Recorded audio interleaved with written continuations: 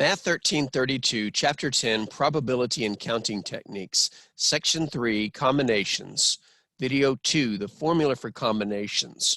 In the previous video, we introduced the concept of a combination relative to a permutation, but we didn't really come up with the formula for it. In this video, we will do that. Recall that a permutation is an arrangement of objects where order matters, and a combination is an arrangement of objects where order doesn't matter. Also remember that there's a gimmick for keeping that sorted out. The gimmick is the following statement. A combination lock is misnamed. It should be called a permutation lock because the order matters. Permutation, order matters.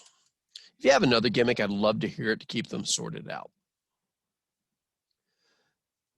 Since both permutations and combinations involve arrangements of objects, you might suspect that the formula for combinations has something to do with the formula for permutations, and you would be correct. We will derive the formula for combinations by first identifying a relationship between permutations and combinations using a specific example. But first, let's decide on a notation. If NPR, where the N and the R are subscripted on either side of a capital P, is the number of permutations by selecting R out of N objects, what would be a reasonable notation to represent the number of combinations by selecting R out of N objects? Well, don't overthink it. If NPR is permutations, then it makes sense for NCR to be the number of combinations of R objects selected from N distinct objects.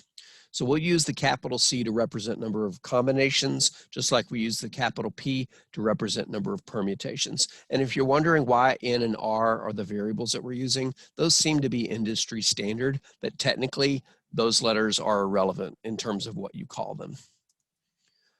All right, let's look at a specific example. Suppose you want to select 3 out of 5 letters from A, B, C, D, and E for whatever reason. How many possible permutations are there? Well, that's an easy problem at this point. The number of permutations is the total number we're selecting from, 5, P, the number we're actually selecting, 3. And we have a formula for that. The formula is the first number factorial, so 5 factorial, over the difference, 5 minus 3 factorial. So it's 5 factorial over 2 factorial. Let's go ahead and just expand this one. 5 factorial is 5 times 4 times 3 times 2 times 1. 2 factorial is 2 times 1. But you might have anticipated that there was going to be some cancellation, and you would be correct if I can get this thing to do what I want it to do. The 2 and the 1 cancel, leaving 5 times 4 times 3. 5 times 4 is 20. 20 times 3 is 60. Now, do I want to list all 60 possible permutations? I do not. But I do want to establish a relationship between permutations and combinations. So we're going to take a specific permutation or combination and talk about it. One example of a permutation are the letters A, C, E in that order. Now keep in mind that as a permutation, the order matters. So something like ACE is a different permutation, than any other arrangement like a CAE. So those are considered 2 different permutations. But if we're going to establish a relationship between permutations and combinations, oh, speaking of combinations, ACE and CAE are the same combination of letters. Why? Because in a combination, the order doesn't matter. What letters are in ACE? Well, A, C, and E. What letters are in this? Same letters. The order is different, but I don't care if you're talking about combinations. So as you can tell, 2 different permutations like ACE and CAE where the order does matter can represent the same combination when the order doesn't matter. Look, I've got 3 letters, an A, a C, and an E. So do I. We're the same combination, but our orders are different. That means we're different permutations, but we're the same combination. So I want to figure out how many permutations lead to the same combination. Oh, we've already got 2 of them listed. Excuse me, we got ACE, we got CAE. But can you think of another permutation where the orders matter, so it can be a different order, that would be the same combination? In other words, can you take these 3 letters, the same group of 3 letters, and arrange them differently? Sure, we got ACE, we got CAE. How about AEC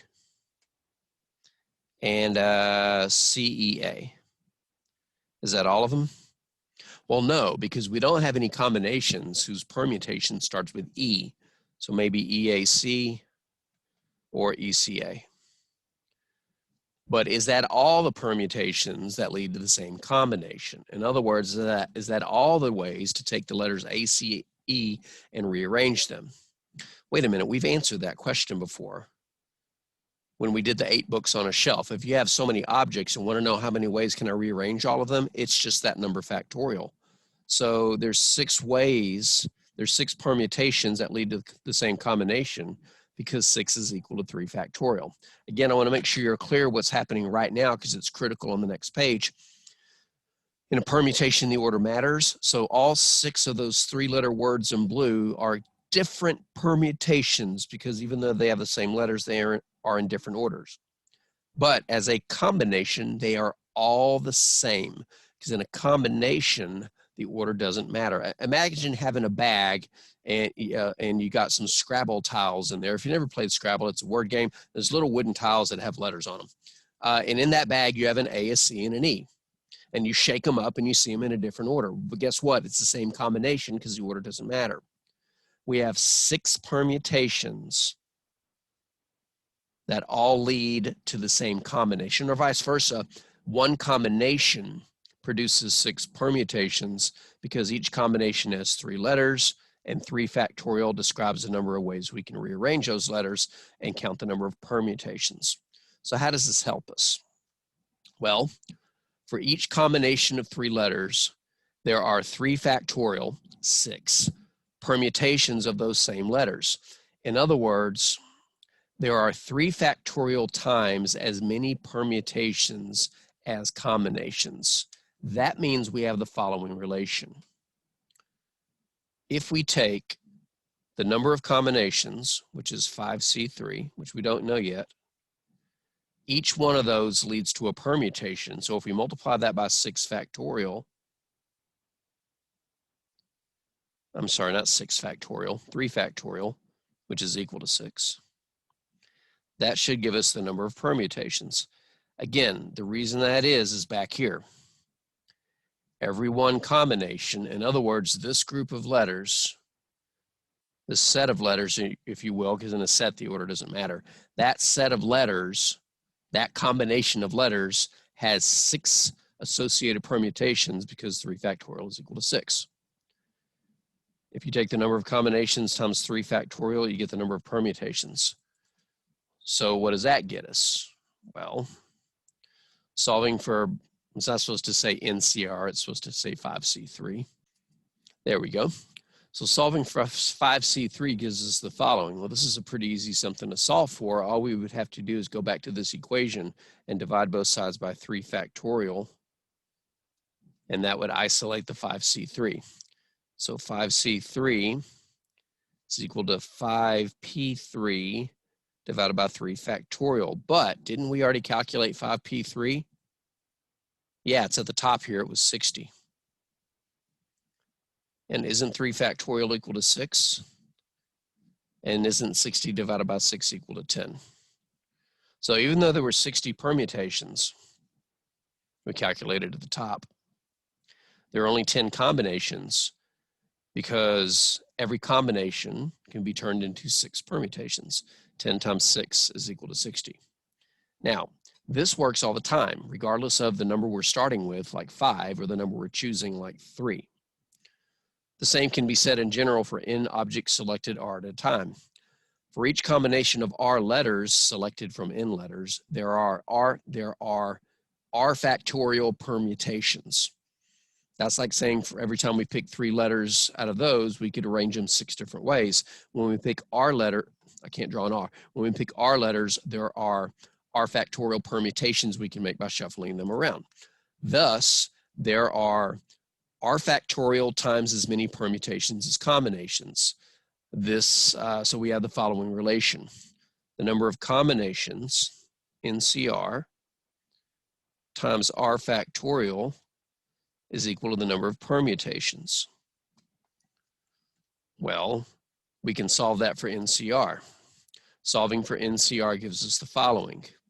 Same thing as before. We would divide both sides by R factorial. And we would get NCR equals NPR divided by R factorial. So is this the formula that we want for NCR? Well, we could, because we know how to calculate NPR, and we can calculate R factorial, but it would be nice if we didn't have to leave the NPR in there. But we know the formula for NPR is N factorial over N minus R factorial.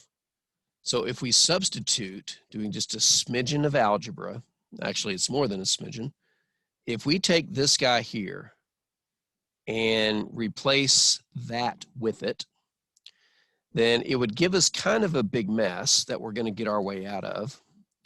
We would get no, it's not supposed to look like that. We would get NCR equals, all right, it's going to get a little bit ugly. The bottom is still R factorial, but the top part currently highlighted in yellow can be replaced with the formula for NPR. We would get N factorial over N minus R factorial. But that's a complex fraction, which simply means you have one fraction inside of another. And we actually ran across that scenario before, specifically when we were converting mixed number percents to fractions. We ended up having something over 100, but something on top was a fraction. And there was a way out of it. I'm going to remind you what that way was. In general, whenever you have one fraction over another fraction, or one fraction over a single object like R factorial, or whenever you have a fraction inside of a fraction, let's put it that way, you can always get rid of the little fraction by multiplying both sides of the big fraction by the little fraction's denominator. So we're going to multiply both sides of this fraction by N minus R factorial, which will allow us to do that. And let's see what's left. On the top, the only thing that survives is the N factorial. On the bottom, we have an R factorial and an N minus R factorial. And that is the formula that we're going to use for counting the number of combinations. So let's summarize it on this last page. The number of possible combinations of selecting R objects from N distinct objects. In other words, the formula for NCR is almost like the formula for permutations. It has the first number factorial on the bottom. It has the difference factorial on the bottom. But it also has the second number factorial on the bottom. This is worth highlighting. I strongly recommend comparing this formula to the one for permutations. In fact, it's not that hard to do. Just to show you real quick. For the formula for permutations, this C would be a P, and this part would not be down there. So watch as I undo it back into the combination formula. Combination formula is the permutation formula with an R factorial downstairs and a C instead of a P.